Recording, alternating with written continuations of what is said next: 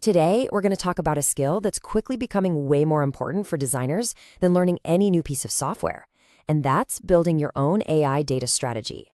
This quote, it absolutely nails it. Forever, a designer's value was all about the tools they knew. Photoshop, Figma, After Effects, you name it. But that's all changing.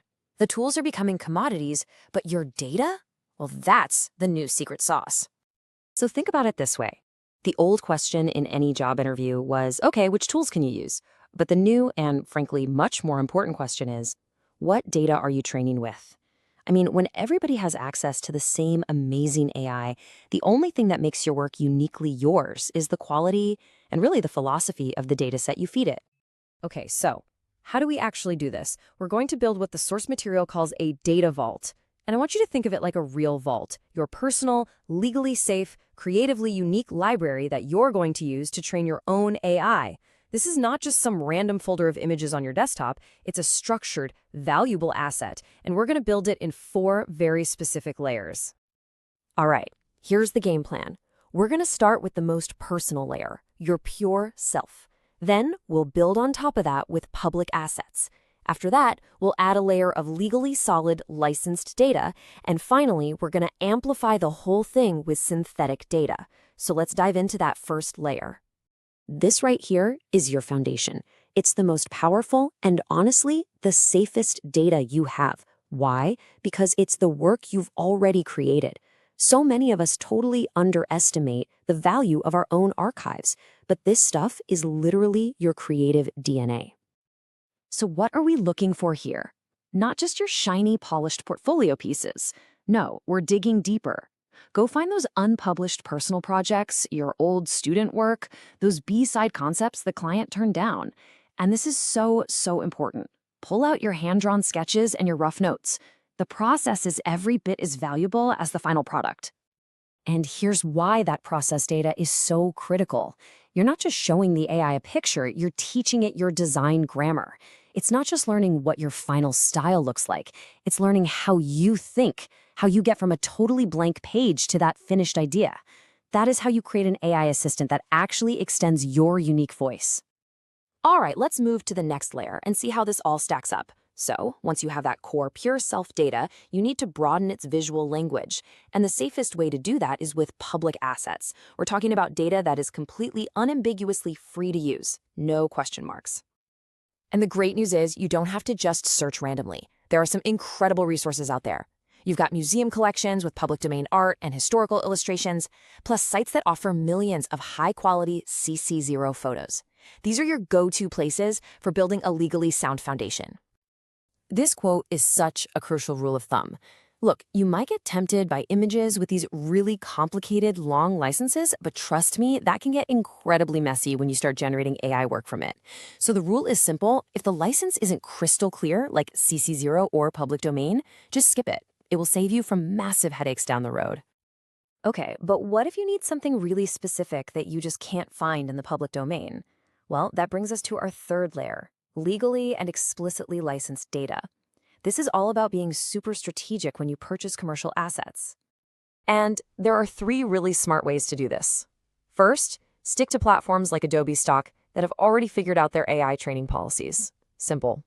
Second, you can go directly to creators and sign a specific AI training usage agreement. And third, this is a real pro move. Add a clause to your own client contracts that gives you permission to use the final work for your own private AI training. Just adding that one little sentence can save you from so many potential disputes. Now, this final layer is, well, it's fascinating. This is where you use AI to help build its own training data.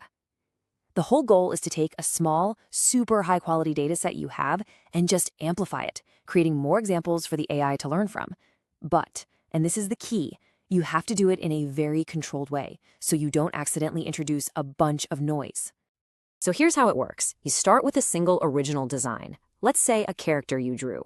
Then you use a tool like ControlNet, which lets you guide the AI to generate variations. You only change specific things, like the pose or the camera angle, while keeping the core style totally intact.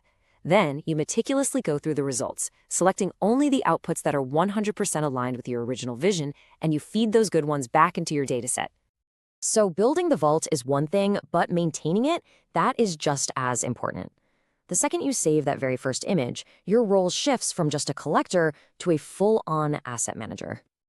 And good management means you're constantly asking these questions. Are you tracking the source and license of every single file? Are your file names packed with useful metadata? Have you scrubbed any images for protected logos or maybe recognizable faces? Look, the tool you use to organize all this doesn't matter nearly as much as your ability to say yes to these questions. To make this whole thing manageable, the source suggests two simple but really powerful habits. First, schedule 30 minutes every single week just for dataset maintenance. Put it in your calendar. Don't let it pile up. Second, and this is a big one, you have to adopt a strict no external image dumping rule. That means no more saving random unverified images from Pinterest directly into your vault. That is how you contaminate the entire asset. And that brings us to a super crucial point. This is not about size. 10,000 random, messy images are way less powerful than 300 perfectly curated, consistent, and legally clean samples. Consistency is what teaches the AI a coherent style. Volume, that just creates noise. And all of this brings us to the single most important takeaway of this entire explainer. This is the new reality, right here. Your dataset is your new portfolio. You know, in the past, skill was all about the tools you could use. Now, your value, your defensibility as a creative professional, it's measured by the quality of the data you control. Can you explain where every single piece came from? Is it original? Is it clean? That's the new metric of expertise. So, from today, it's really time for a shift in your mindset. Stop the endless, mindless collecting of images from all over the internet. Instead, start the deliberate, careful, and legal process of building your own data vault. This is probably the quietest but most powerful thing you can do to secure your future as a designer. Because in the end, that's really what you're building. A dataset isn't just a collection of pixels. It's a reflection of your unique point of view, your history, and your creative grammar. Which, it leaves just one question. What story will your dataset tell?